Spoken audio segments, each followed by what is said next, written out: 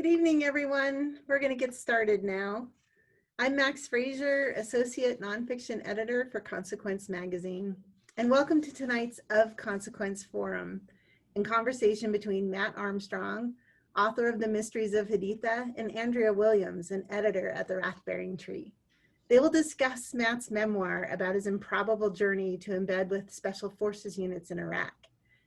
If you watch the Zoom chat, you can see website links for the co-sponsors of this forum as I announce them.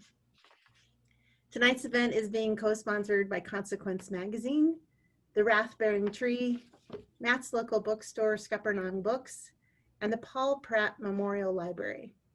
Thank you, everyone, for helping make this event a success.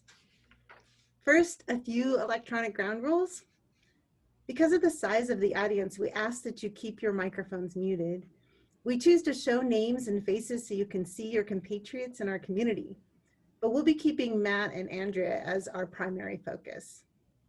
Please ask your questions on the Zoom general chat, and we will funnel them to Andria. We'll be ending right at 8 p.m. If we don't get to your question, or if you have additional questions for Matt or Andria, please email those questions to Consequence Magazine through our website, and we'll make sure that they get them. Now it's my pleasure to introduce Matt and Andria.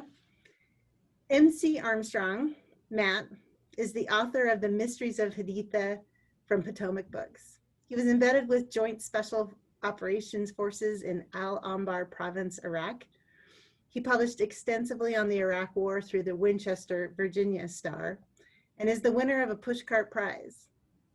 His fiction and nonfiction have appeared in Esquire, Missouri Review, Gettysburg Review, Mayday, The Wrath-Bearing Tree, Monkey Bicycle, Epiphany, Literary Review, and other journals and anthologies.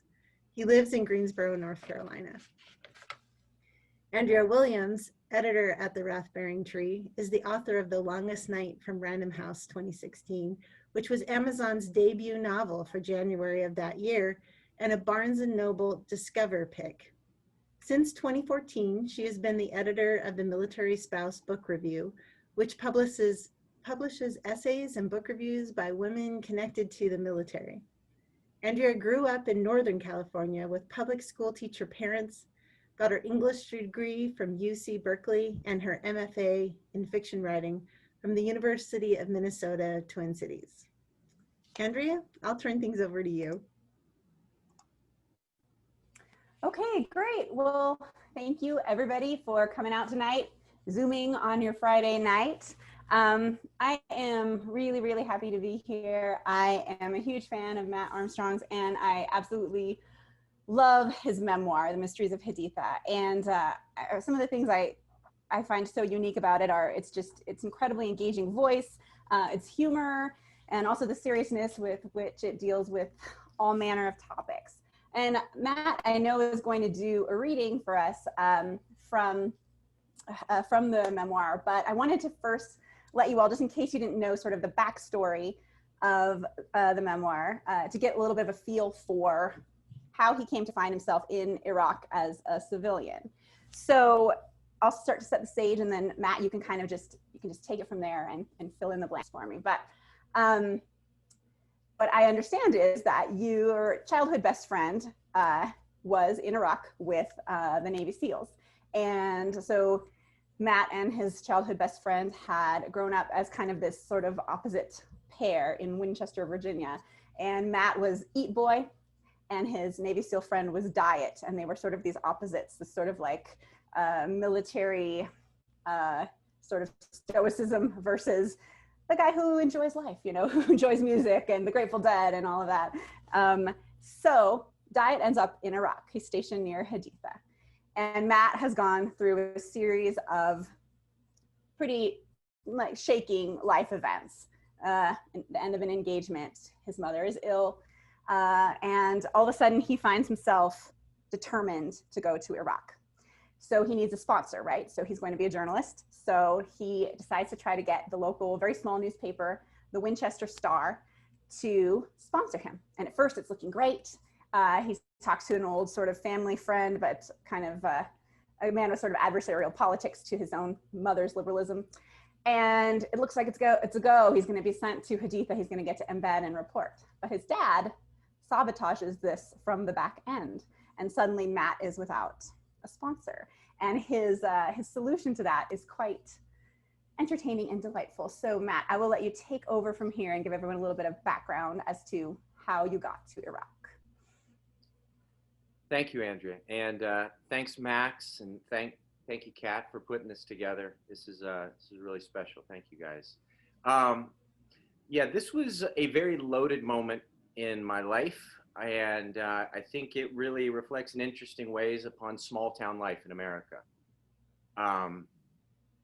My dad was a doctor in the same town as the editor of the Winchester Star. And as Andrea just told you, the Winchester Star initially agreed to sponsor me. But because the editor was a patient of my father's, perhaps while sitting on the exam room table one day, my father said to him, you know, if anything happens to my son over there in Iraq, you're going to be legally liable.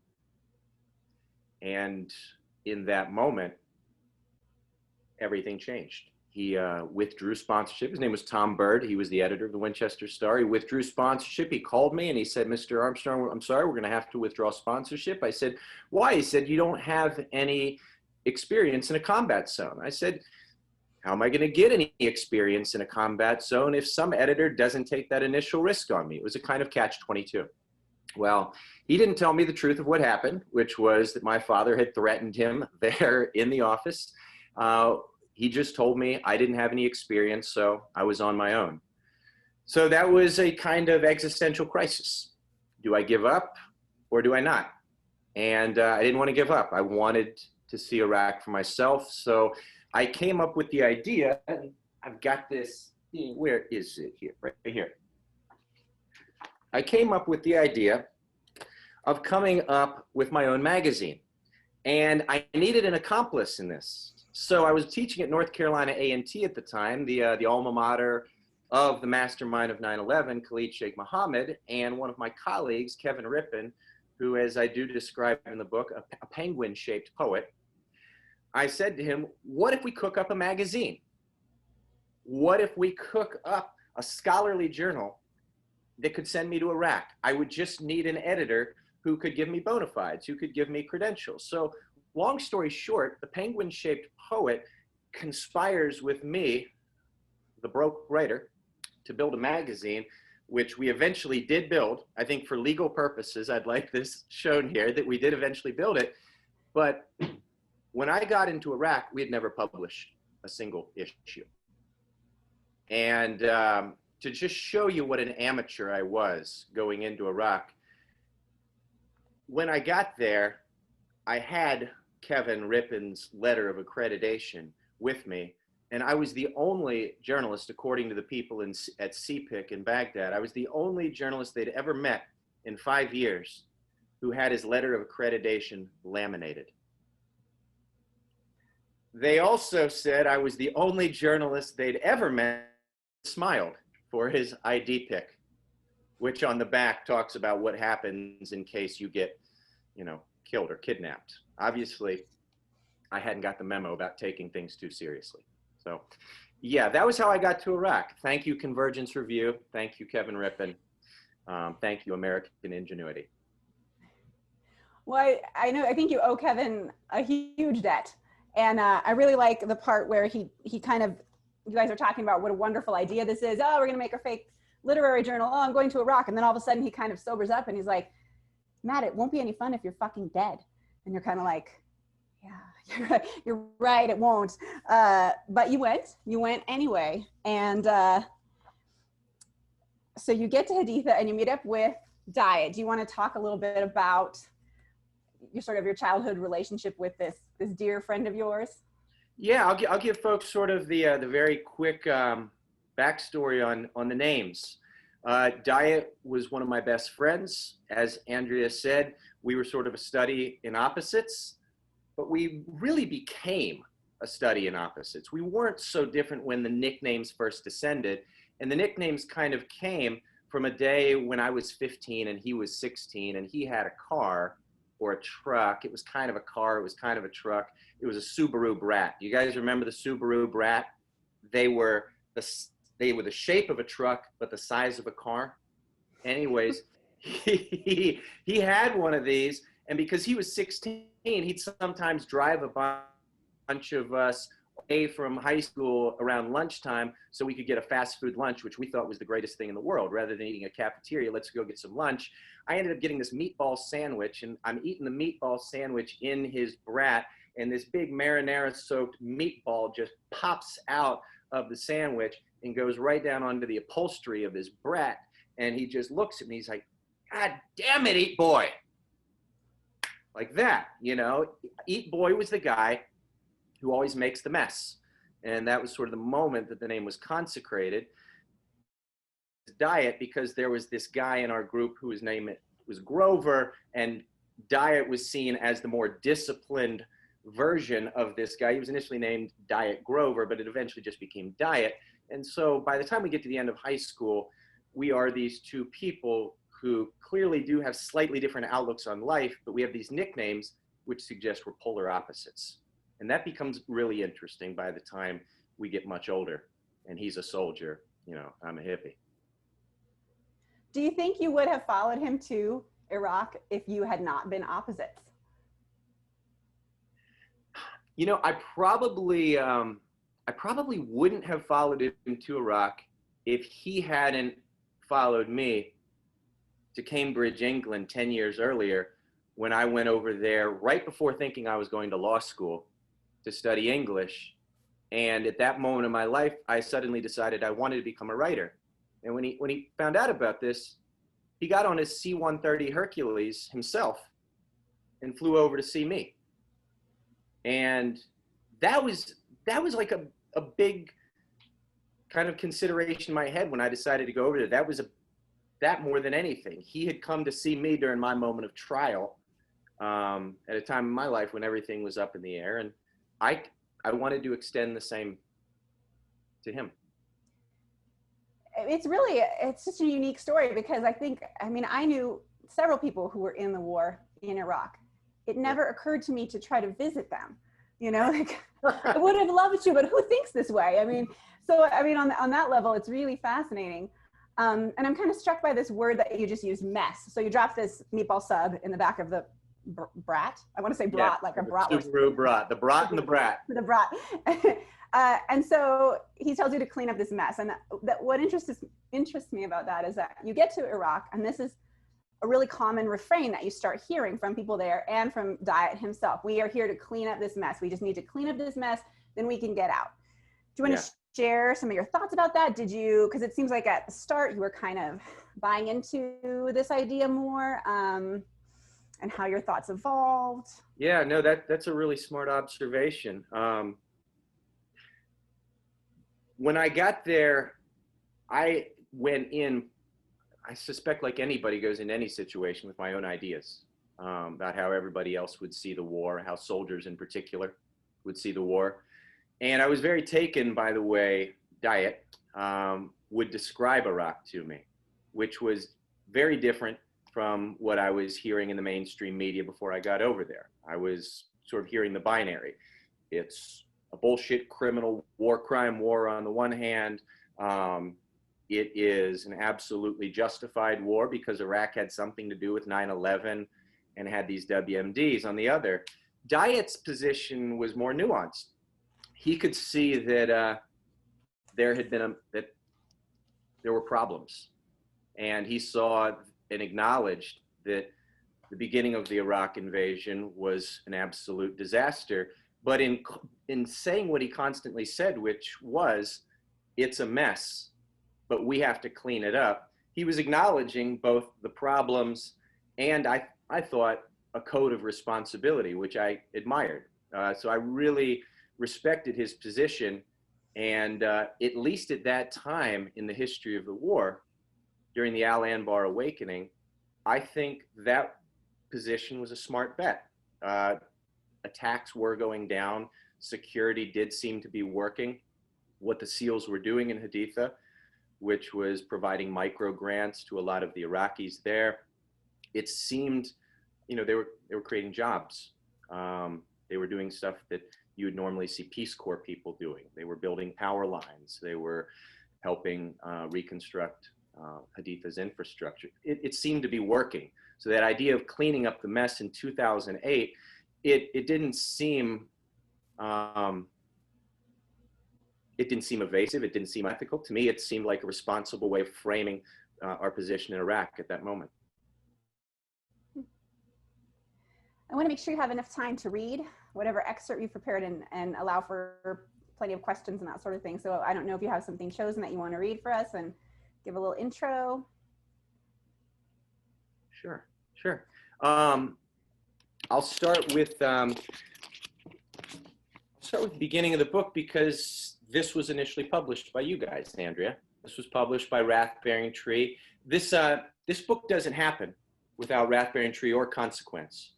The first chapter of this book was published with Rathbearing Tree about 2 years ago with a lot of help from Adrian Bonenberger, another one of the editors from Rathbearing Tree.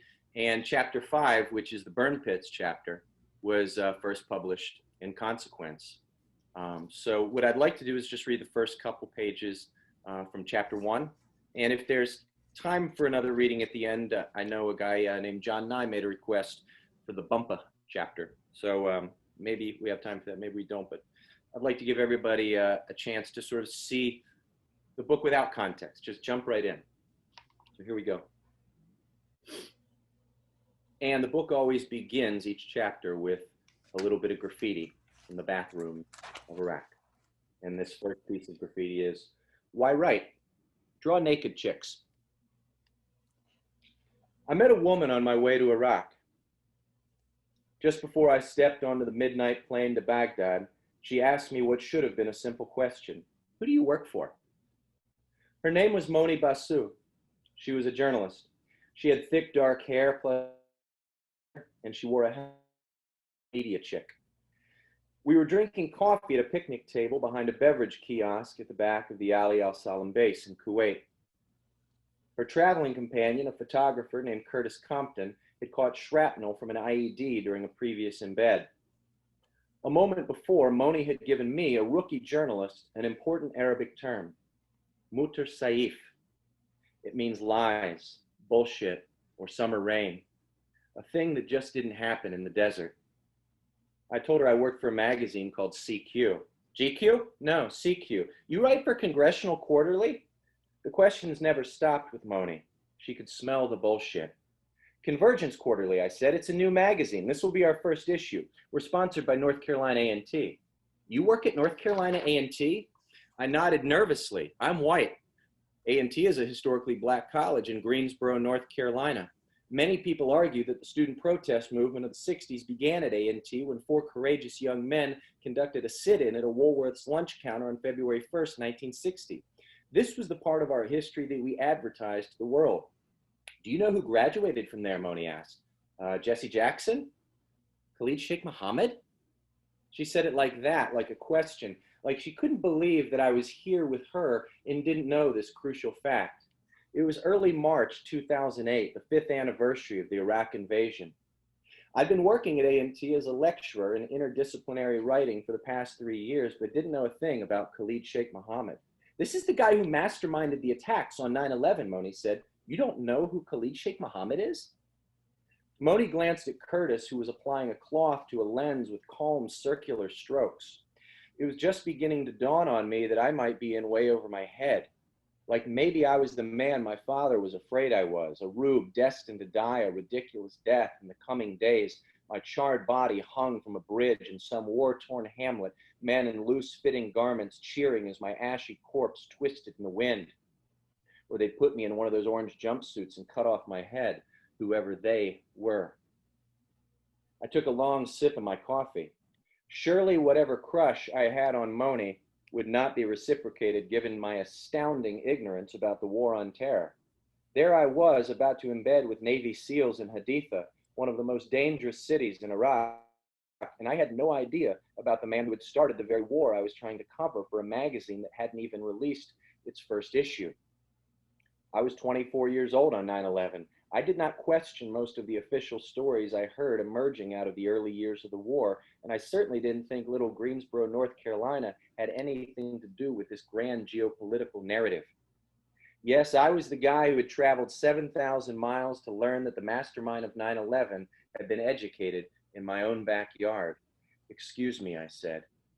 Rather than behave like a good journalist and question Moni relentlessly about Kay, I headed to the bathroom to attend to suddenly struggling bowels. I stared at the graffiti left by the troops. Chuck Norris's tears cure cancer. Too bad he never cries. Here I sit, cheeks a-flexin', ready to unleash another Texan. Here I sit upon the crapper, ready to produce another rapper. Can't wait to go home. Have a nice war. They called my bus. I put on my Army surplus helmet and bulletproof vest, jotted down a few notes about the jokes in the toilet. I sat close to Moni as the bus filled up. I didn't want to lose her. I felt like I needed her, and I wasn't used to that feeling, that fear. I was the guy who loved to live alone, the last of my friends to marry. But I didn't want to be left alone in Iraq. On the drive to the plane, I made small talk with Moni about the record-breaking drought back home. It's so bad in Atlanta, she said, that I keep a bucket in my shower just so I can save enough water for my garden. We walked across the tarmac and up the ramp into the loud, bloated hull of a C-130 Hercules. It was Moni, Curtis, and I, plus 4 soldiers and 2 contractors. The C-130 is an exposed experience, a cabin stripped of padding and panel, the seats nothing more than net and pole, the lights a dim red, white, and blue, the floor studded with traction pads. After the plane took off, Moni fell asleep, and so did one of the soldiers. Another sat with his headphones blasting so loud it sounded like spit was coming out of his ears. I smelled grape Kool-Aid powder.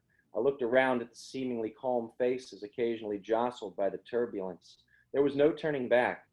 For the past 6 months, I'd been obsessed with seeing the war for myself and escaping the media-saturated mindfuck of left versus right, peace versus war, WMDs, beheadings, and 9/11 conspiracy theories. I wanted to see the thing for myself and escape the self-absorbed American vortex of screens and social media.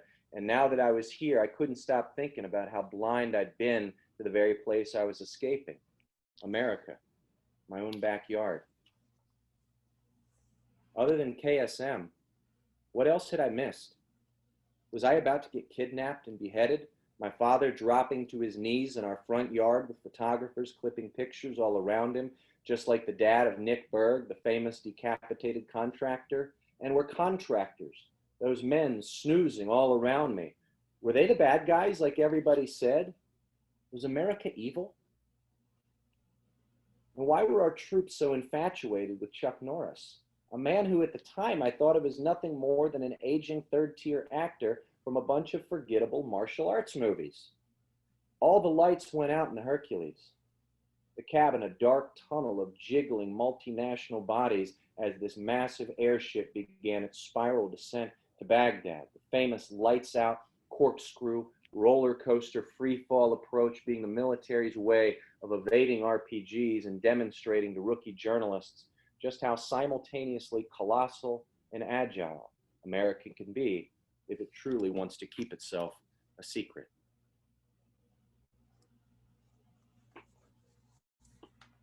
Wow, what an opening. I love that opening. How simultaneously colossal and agile America can be if it truly wants to keep itself a secret. It's all underlined in my copy. I have a couple questions from the group, but I just have to say, one of the things I found most endearing about your memoir is the way you characterize your relationship with your mother. And you talk a lot about your mom and her sort of larger than life personality. Wild Mary Kay, is that her? Wild Mary Kay was the name my friends gave her in high school, yeah. But this one little anecdote I love that you just dropped very subtly is that when you leave for Iraq, she sends you a newspaper clipping about a guy who sat in a Humvee too long and died of like deep vein thrombosis. And I just love that because it seems like such a mom thing to do. Like, you're like, I might get beheaded, I might get shot at, I might get shot down. And she's like, if you sit too long in the Humvee, you're gonna get the Humvee, you're gonna get a blood clot. You need to move around. You need to do yoga. Like I do a little yoga. Yes, yoga on the plane. Stretching. Yeah, right. Yeah, do not sit for too long. So I love your mom, and she is a real treat in this memoir. So we have a couple of questions coming in from listeners. The first one is, why did you want to go to war, and did you get any embed training beforehand? Okay. That question of why I went is one that I'd be a fool to answer glibly with anything simple.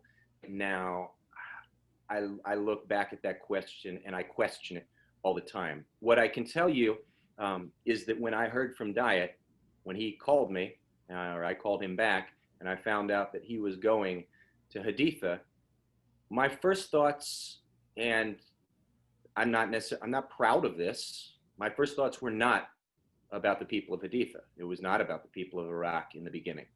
It was about Diet. He was a friend of mine, and I would say the two things that were in my head were, I wanted to see what he was up to because he was a friend, but also I had been living in small rooms watching the war on TV. I'd been writing about the war as a writer, and I felt sort of trapped. I wanted out of that trap. I wanted out of these screens. I wanted to see the thing for myself. I'd been a history major in college, and I'd always been told by my professors, if you really want to understand a thing, you have to engage primary documents. You know, I wasn't getting primary documents. I wasn't talking to the people who were actually engaged in the war like everybody around me. I was watching CNN. I was watching Fox. I was doing what we're all doing as we're watching electoral politics right now. I was getting politicized. So I wanted out of that box. I wanted out of my small room, and I wanted to see what my friend was truly up to. And did you receive any embed training before you went, or were you completely flying by the seat of your pants? Because the Winchester Star withdrew sponsorship in the middle of the embed process, I didn't get the training that I would have gotten from them, because Convergence Quarterly was the magazine. It was therefore Convergence Quarterly's duty to provide me with that kind of training, which meant I had to train myself, which meant that I went to, at that time, Borders bookstore, and I bought a little booklet on a rack with like a crib sheet of Arabic terms, and I drilled them at home. I watched YouTube videos, but when it came to the body armor, when it came to all of that, as you'll see in the book, I was a total idiot. I didn't have any understanding of how endangered I was going in there with a level 1 body armor with this Army surplus helmet. I did, once I was at a base called Al Taqaddum, get some very quick instructions on a machine gun from my PAO, which I was glad for. But all of it was sort of building the plane in mid-flight. So talk a little bit about this naivete that you're talking about, because you talk about this a lot in the book too, that at first you're really worried that it's going to be kind of your big downfall. You know nothing. You go over there and you just admit basically to anyone who will listen, like, I know nothing. You're telling it to yourself. I know, you know. And so, but then as you start talking to all these other people and realizing that maybe you're asking questions that anyone with any training would never ask, you start to realize that your naivete could sort of be a secret weapon. Like when you meet this wonderful, he's not a character, he's an actual person, this Captain Allah who has this mullet. You're trying to think of a conversation inroad with him, and so you ask him, like, why the mullet? And people around you are kind of like, why is he asking that? I thought he was here, you know, to find out about the Haditha massacre or all these other things that have happened in that area. So I was wondering if you might just say a couple of words about sort of your developing sense of what knowledge meant in your situation and how you sort of wielded it while you were there. Yeah, Charlie Kaufman, the director, he recently gave a speech on being an artist, being a writer. And he said for him, the number one piece of advice, the number one thing he starts with is, I don't know. He says everything starts with that. And as I watched him, one, I agreed, but I also watched him performing, I don't know. I watched him do what I think a lot of artists do, which is pretend not to know things and derived from that a kind of strange power from powerlessness. And I kind of interrogated. I was like, come on, is that authentic to say I don't know when we're adults and we go into situations and we do know things? Well, when I went into Iraq, obviously I had information in my head. I knew things, I had taken notes. I thought I knew a lot. But when Moni said what she said to me as we were taking off to Iraq, I got what I think every artist needs, which is a sudden emotional jolt of I don't know. It's one thing intellectually to say, remember, you don't know anything. It's a very Socratic piece of wisdom. I know I don't know.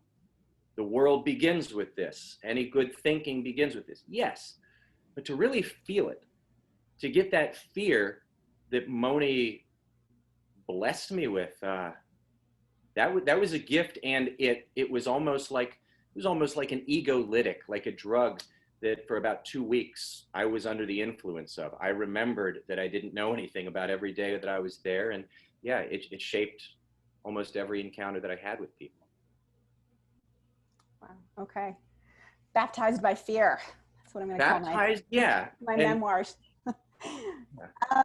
So we have another question coming in, and which kind of ties in with what you were talking about. This is from Teresa.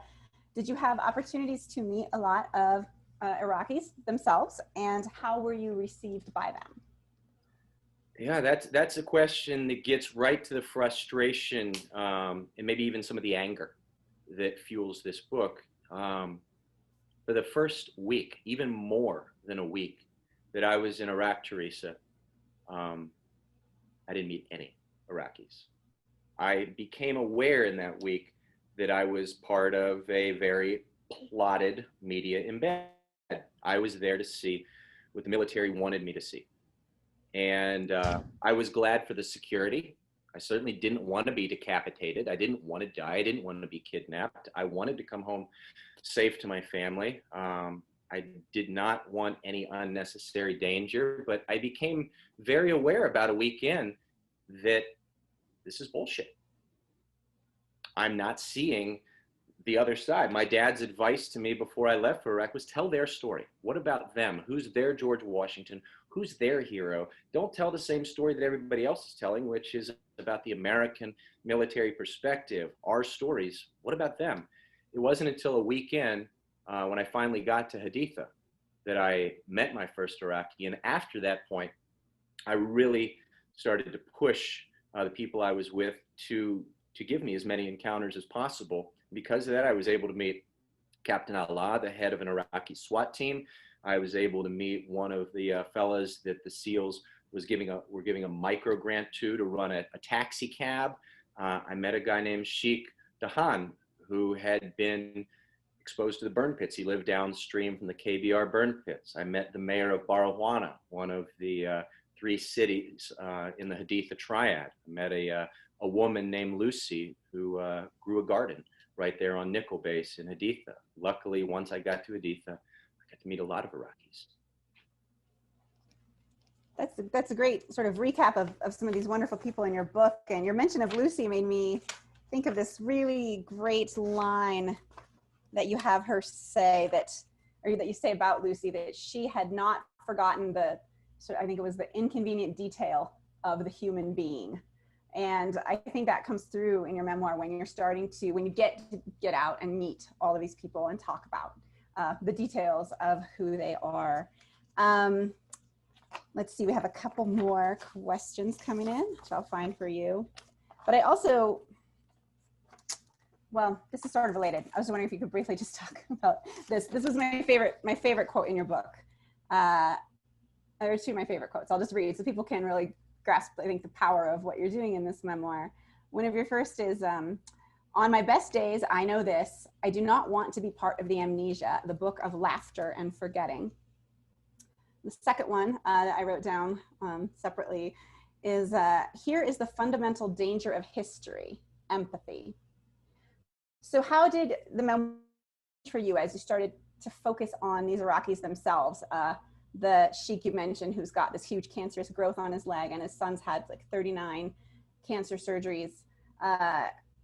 Did your shift start to did your focus start to shift with the memoir itself, or did that happen after you got home and were putting all these stories together? How did that work?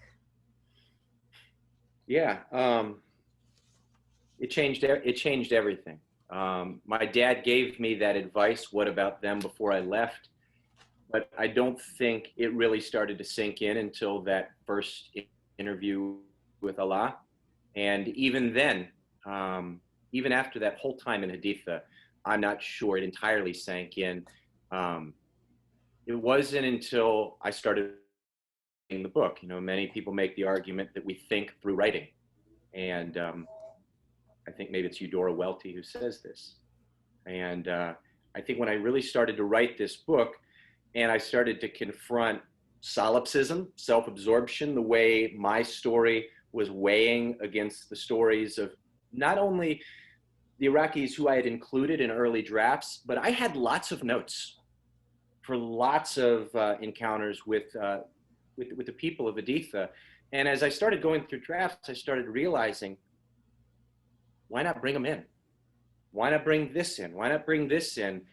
And it, like, I think like writing in general, it became a kind of spiritual exercise. How do you erase yourself? You know, the M&M bumper sticker, lose yourself. How do you do that? And I don't want to give away what I discover at the end of the book, but I started going down some rabbit holes, and I continued to do journalism when I got back to Greensboro, because Moni had told me, here in your backyard is the beginning of this war. Here is Khalid Sheikh Mohammed, who was educated at the very school that you're teaching at. You don't know this. So when I got back from Greensboro, I started questioning everybody at the school that I went to. And I know I became very pesky because I had a door slammed in my face by the ex-president of the college, Edward Fort, who wanted nothing to do with me in a conversation about Khalid Sheikh Mohammed. And so I would drive out to the neighborhood where he lived. And I would just, you know, like an idiot, just sort of take notes in his front yard, knock on the doors of neighbors. And as I describe in the book, one night, I went to a place called Medina, which is was a hookah bar here in Greensboro. And it was very close to where Khalid Sheikh Mohammed used to live. And I asked the owner of the hookah bar if he knew Khalid Sheikh Mohammed, if he knew anybody who knew anybody. And he didn't say yes or no. He just said, you might want to talk to this man in the back. And he introduced me to a man named Khalid, who was sitting with his son in the back. And for about 45 minutes, Khalid told me he did not know Khalid Sheikh Mohammed. He said he had been in Greensboro at the same time and was familiar with him, could give me some background on what it was like to be a Muslim, what it was like to be part of that community in the 1980s. But he said for about 45 minutes, I did not know him. And then in the middle of that conversation, he asked me why I wanted to know about Khalid Sheikh Mohammed. And that was when I told him about this book that you guys have in front of you, and why what I cared about, which was essentially my father's question, bringing the other side into the conversation. And it was upon giving him that answer, he looks me in the eye and he says, I knew him. He was a friend of mine. And then he begins to tell me his story. Right, and it's this fascinating story about how Khalid Sheikh Mohammed was educated at one of our nation's prestigious historically Black universities, right? And this whole rabbit trail that you follow, which I know he doesn't want me to give things away, but it is quite fascinating. And also that he had a sense of humor. Khalid Sheikh Mohammed did? That was what his friend said was more memorable than anything, was that he had a sense of humor. He had a great sense of humor. And I remember that rattling me more than anything he said. That right. That was what his friends all remembered about him. His nickname was Belushi. And that was not just a reference to John Belushi from Saturday Night Live, but also the Pakistani country where he was born, Baluchistan. Yeah, and you make some excellent points there too about that so often you had thought of humor as something that tries to equalize people and bring them together. And then you have this interesting rumination about humor as a very dangerous distancing device, the wrong kind of humor, which is a really interesting thought. We have a lot of questions pouring in, so let me see what we have here. This is from Michael Carson, I believe. Love this idea of friendship, the nicknamed high school friend group as origin story. What is your relationship to your friend group now, Diet and the others? Has it changed any since your experience overseas? Yeah, when we were all in high school, there was 7 of us, and there was 1 woman among us. And it was 6 guys and 1 girl. Poor thing. And we've lost one member. One member died last year, and we temporarily lost the woman, but then she came back. Her name's Betsy. If you're out there, Betsy, hello. And now we remain friends, but obviously it's a lot different than it was in high school. Most of the folks in the group, we called ourselves the Cobras in high school, not Cobra Kai. We were not those guys. We called ourselves the Cobras. And everybody's changed. Everybody's got kids. Everybody has jobs. We're all more or less mature, more or less adults. But this book has been a crucible. You know, it's been a test. I wasn't sure about a year ago if my friendship with Diet would last after publication of this book. Right to my left, I can remember sitting in that chair and having a very intense conversation with him about this book.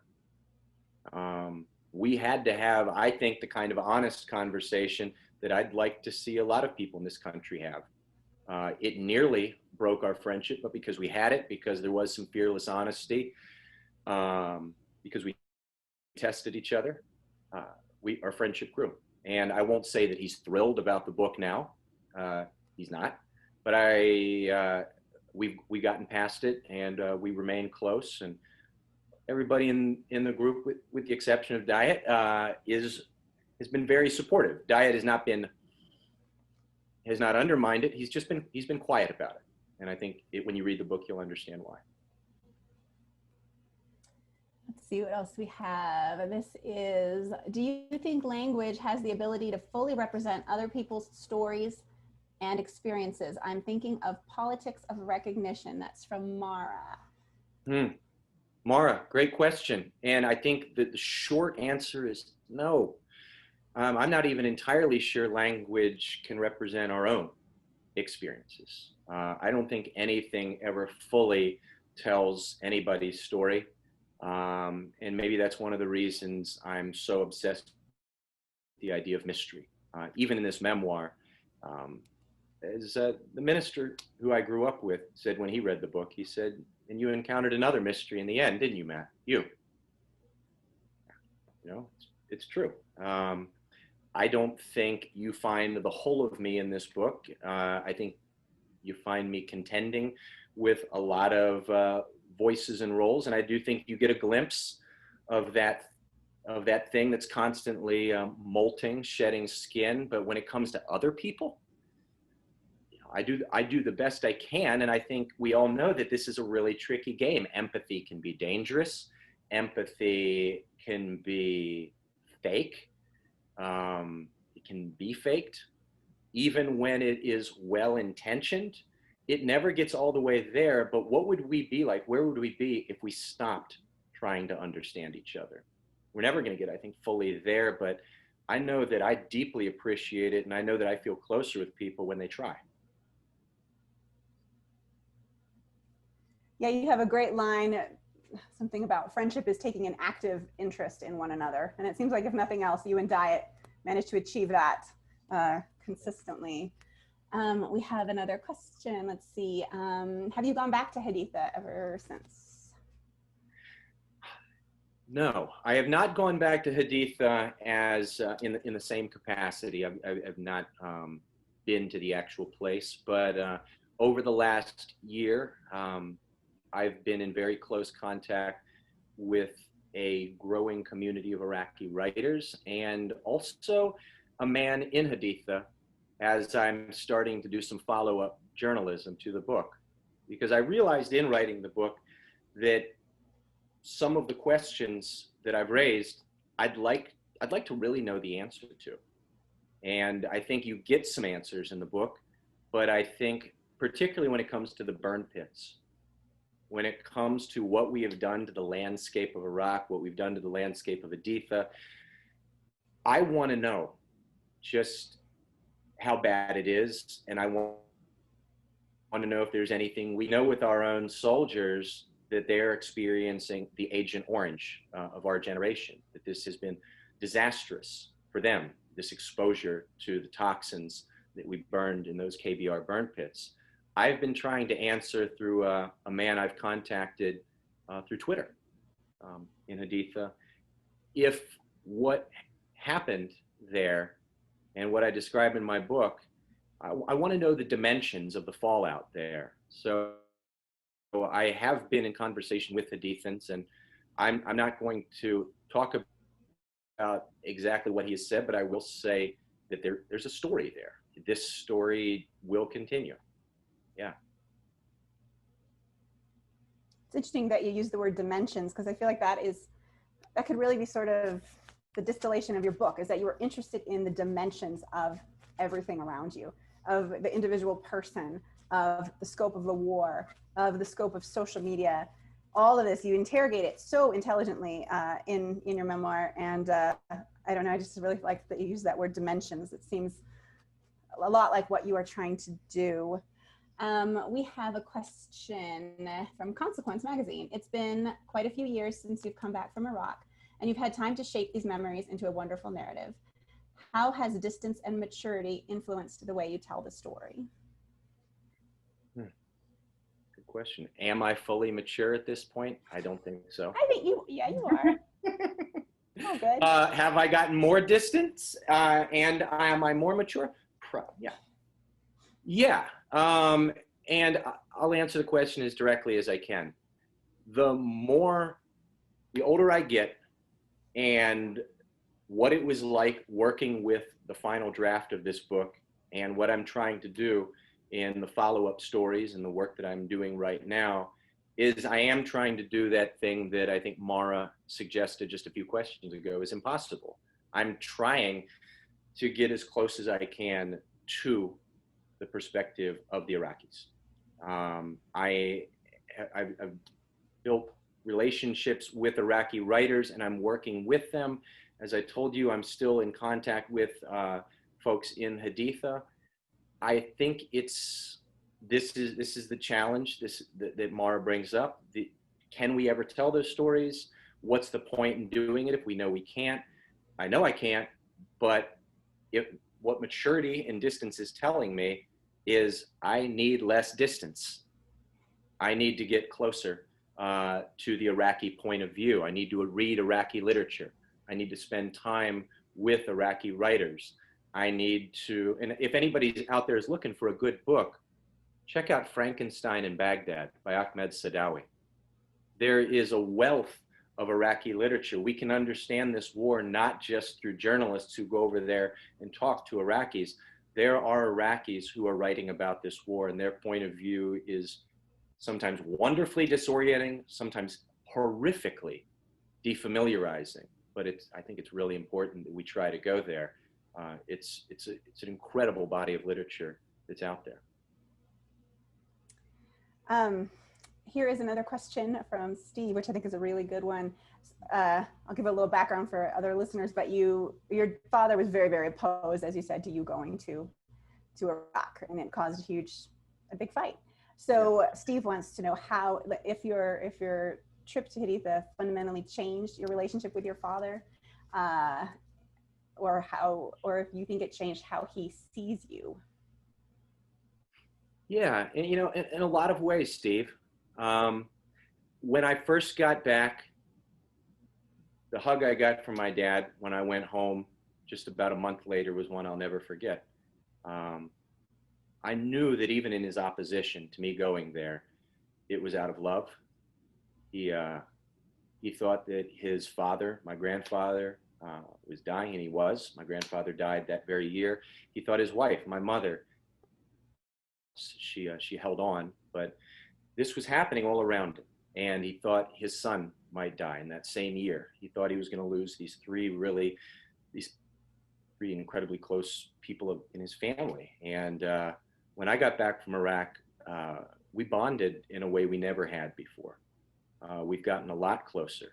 That doesn't mean we agree on everything now. We don't. Sometimes we still disagree passionately. And the Iraq War and the war on terror in general is definitely not something we are just suddenly on board with together. We don't have the same point of view. It can still get really testy, but I'll tell you something. He was a doctor at the time, and a number of his patients would just come in and give him the articles in the Winchester Star that I had written. One of them even laminated one of them and gave it to him. You know, never underestimate the power of lamination. And we had a local congresswoman who also sent him a special laminated copy. And, you know, it almost feels ridiculous and egotistical to say this, but my dad was proud of me. People were talking about his son, and he was proud that his son had sold his first stories. And I was proud to have done so. I think he started taking me seriously as a writer. I think he started taking me seriously as a thinker, and maybe I started taking myself seriously at that point. It's been good for us. Good. Steve also wanted to know if it has, if that trip that you wrote about changed your music at all. Yeah, good question, Steve. For those of you who don't know, I'm in a band called Viva la Muerte, and I was in that band back in 2008 when I went to Iraq. And in my journal, which is right here, I'm always just sort of scrawling notes for novels, songs, so on and so forth. When I was there, I wrote a song called 1111, and it ends up on our first album, Viva la Muerte's first album, All the Birds. If anybody wants to listen to it, you can hear, I think probably one of the more ambitious songs that we've done. You can hear these two voices. You've got this first, and I don't want to decode it too much, but it's very much me. And then you've got this second voice, and it's very much, well, it's a soldier that I met when I was in Haditha. The voices that I encountered over there, they started pouring into everything. They started pouring into my fiction. They started pouring into my songwriting. Another song on that first album, Stellar Wind, is about the government's illegal surveillance program. It's an instrumental. I don't think it says anything intelligent about that surveillance program, but I was just thinking about these things.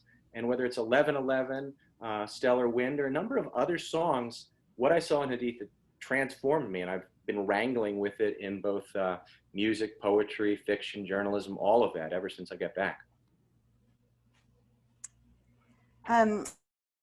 Berger wants to know what you think of social media as a publishing platform. As a publishing platform, like as a place to publish one's thoughts, or as a place to discuss this thing that you've published? I don't know if it's elaborated on. Let me see.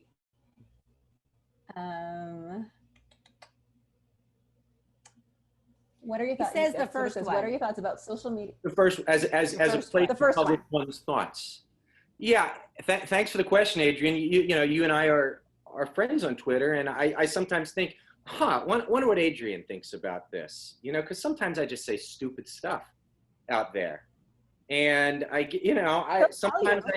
just say angry stuff. Sometimes I'm very proud of myself, and then I'm even like, oh, you're being way too proud of yourself.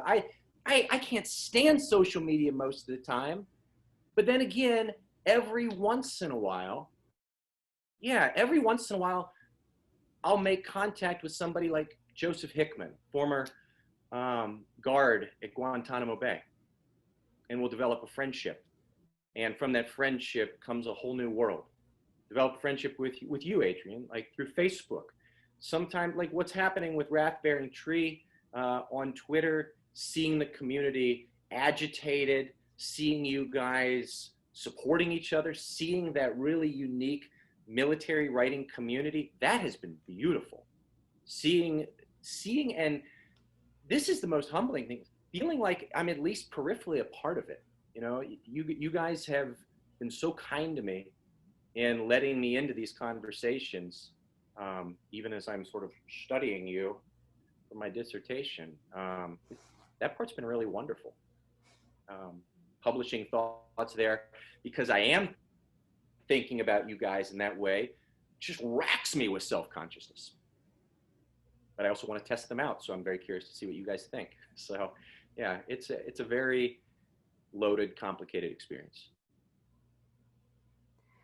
We're almost out of time. I personally am curious how you are received teaching at a predominantly Quaker college and writing so much about military issues. Has that ever become a problem for you?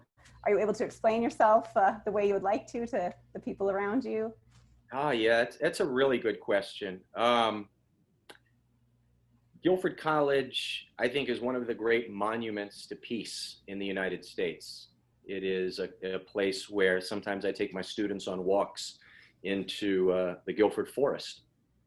And back there, you can see an old poplar tree that was posted along the Underground Railroad. Still there. You can see a college full of people, the original hippies. You still see these bearded Quakers everywhere. These people who've powerfully resisted war for hundreds of years. They're everywhere. And many of them, I'd say almost all of them, they're not naive. When somebody comes into the college, most of them did not instantly judge me, but many of them were very cautious, and almost all of them, when I did sit down for those initial conversations, they wanted to know about my relationship to war.